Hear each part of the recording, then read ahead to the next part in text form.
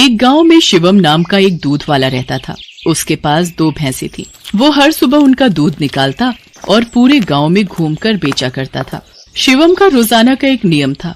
दूध बेचने के बाद उसके पास जो भी दूध बचता था उसे शिवम रास्ते में शिव जी के मंदिर में शिवलिंग पर चढ़ा देता था। उसका दोस्त मंगल रोजाना उसे ऐसा करते देखता था। एक दिन, शिवम, तू इतनी मेहनत से पूरे गांव में दूध बेचता है और जो दूध बच जाता है उसे तू शिव मंदिर में चढ़ा देता है।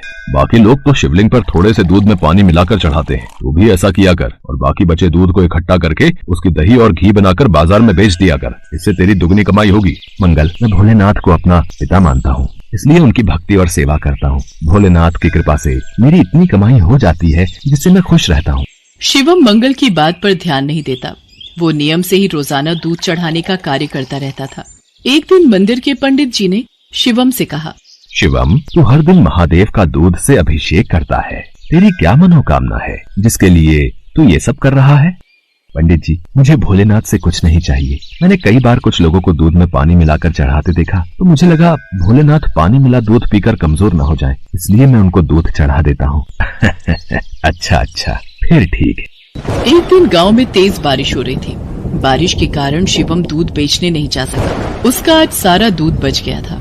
उसने सोचा, आज इतना दूध बच गया है, मैं इसे शिवलिंग पर चढ़ा आता हूँ। शिवम, ये दूध तो बहुत सारा है, ये तो बहकर खराब हो जाएगा। तो फिर मैं इस दूध का क्या करूँ? पंडित जी, मैं ये दूध घर वापस भी नहीं ले जा सकता और ऐसे तो ये दूध खराब हो जाएगा। तुम एक काम क्यों नहीं करते? तुम इस सारे दूध की खीर बनाकर भोलेनाथ को भोग लगाकर गाँव में खीर का प्रसाद बांट दो, इससे तुम्हें पुण्य मिलेगा। पंडित जी, ये तो आपने बहुत अच्छा विचार बताया है। मैं अभी जाकर बाजार से खीर का सामान लेकर आता हूँ।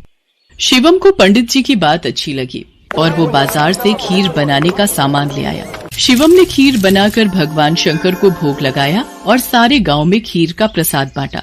इधर कैलाश पर्वत पर भगवान भोलेनाथ के मुख पर खीर लगी देख माँ पार्वती उनसे बोली, ये तो जरूर भगवान कृष्ण की भेजी हुई कोई चमत्कारी गाय दिखाई पड़ती है, जैसे उनका कोई आशीर्वाद हो। देवी पार्वती, ये मेरा प्रिय भक्त शिवम है। इसकी निश्चल भक्ति ने मेरा मन जीत लिया है। ये मुझे अपना पिता मानकर मुझे प्रतिदिन दूध और खीर का भोग लगाता है। ये मेरी चिंता करता है और मुझे बिना पानी मिला दूध चढ़ाता है। मेरे भोले भाले भक्त की भावना देखो, ये समझता है कहीं मैं पानी मिला दूध पीने से कमजोर न हो जाऊं, इसलिए ये दूध से अभिषेक करता है। प्रभु, फिर तो अपने इस भक्त पर कृपा करने के लिए हमें इसकी परीक्षा लेनी चाहिए। तो देर किस बात की देवी पार्वती, हम अभी पृथ्वी पर चलते हैं और अपने भक्त शिवम की परीक्षा लेते हैं।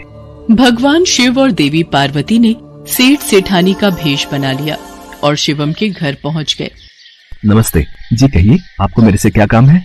हमने तुम्हारे बारे में बहुत सुना है। तुम बहुत ताजा और शुद्ध दूध बेचते हो, इसलिए हम तुमसे दूध खरीदना चाहते हैं। तुम रोजाना अपना सारा दूध हमें बेच दिया करो। हम हर दिन तुम्हारा सारा दूध खरीदेंगे और तुम्हें दूध बेचने के लिए पूरे गांव में भागना भी नहीं पड़ेगा। हमारे लोग यहीं से दूध ले जाएंगे और पैसे तुम्हें दे देंगे। मैं आपको सारा दूध नहीं दे सकता। मेरी भैंसें जितना दूध देंगी उसमें से थोड़ा दूध मैं भोलेनाथ के अभिषेक और खीर के प्रसाद के लिए रखूंगा। पर हमें तो रोजाना बहुत दूध चाहिए। तुम सारा दूध दे दो, भले ही दाम 4 गुना ले लो, तुम्हारी अच्छी कमाई हो जाएगी। नहीं सेठ जी, मैं आपको सारा दूध नहीं दे सकता। आपको दूध लेना है तो मैं शिव मंदिर के हिस्से का दूध अलग करके ही आपको दे सकता हूँ, नहीं तो कोई बात नहीं। चलो भाग्यवान, हम कहीं और से दूध पता कर लेंगे। ये तो कोई बहुत बड़ा शिव भक्त जान पड़ता है। सेठ और सेठानी वहाँ से चले गए। कुछ दूर जाकर उन्होंने एक गरीब ब्राह्मण का भेष बना लिया। देवी पार्वती, अब हमें अपने भक्त की परीक्षा किसी और तरह लेनी होगी। भगवान शंकर और माँ पार्वती मंदिर की सीढ़ियों पर बैठ गए। शिवम दूध बेचकर मंदिर जा रहा था। उसने एक गरीब ब्राह्मण ब्राह्मणी को रोते देखा। आप दोनों क्यों रो रहे हो? मुझे अपनी परेशानी बताओ, शायद मैं आप दोनों की सहायता कर सकूं। बेटा, हम दोनों कई दिनों से भूखे हैं, हमारे पास खाने को कुछ नहीं है। आप परेशान मत होइए, मेरे पास कुछ दूध बचा हुआ है और एक डिब्बे में ये खीर है। आप ये दूध पी लो और ये खीर खा लो, इससे आपका थोड़ा पेट भर जाएगा। भगवान शंकर तुम्हारा भला करें बेटा, आज तुमने हमें ये दूध और खीर खिलाकर तृप्त कर दिया। यदि मैं आपको भूखा छोड़कर भगवान भोलेनाथ को ये दूध और खीर का भोग लगाता तो वो भी इसे ग्रहण नहीं करते, क्योंकि जिस तरह से मैं उन्हें अपना पिता मानता हूँ तो वो भी तो आपके पिता हैं। तो मैं उनकी संतान को भूखा कैसे रख सकता था, इसलिए मैंने ये दूध और खीर आपको दिया। पर बेटा, ये प्रसाद और दूध तो तुम भगवान भोलेनाथ के लिए लाए थे, तुमने हमें दे दिया। तुमने हमारे लिए अपना नियम क्यों तोड़ दिया? शिवम की भोली भाली और पवित्र बातों को सुनकर भगवान शंकर और देवी पार्वती अपने असली रूप में आ जाते हैं। उन्हें देखकर शिवम उनके चरणों में गिर जाता है। शिवम, मैं तुम्हारी सच्ची भक्ति से बहुत प्रसन्न हूँ। मांगो, क्या मांगते हो? प्रभु, मुझे आपकी भक्ति के सिवा और कुछ नहीं चाहिए। मुझे आपकी भक्ति करके जो खुशी मिलती है, उससे बढ़कर मेरे लिए कुछ भी नहीं। शिवम, तुम मेरे सच्चे भक्त हो। आज के बाद तुम्हारे जीवन में कोई दुख नहीं रहेगा। मेरा आशीर्वाद सदैव तुम्हारे साथ रहेगा। शिवम को अपना आशीर्वाद देकर भगवान शंकर और माँ पार्वती अंतर ध्यान हो जाते हैं।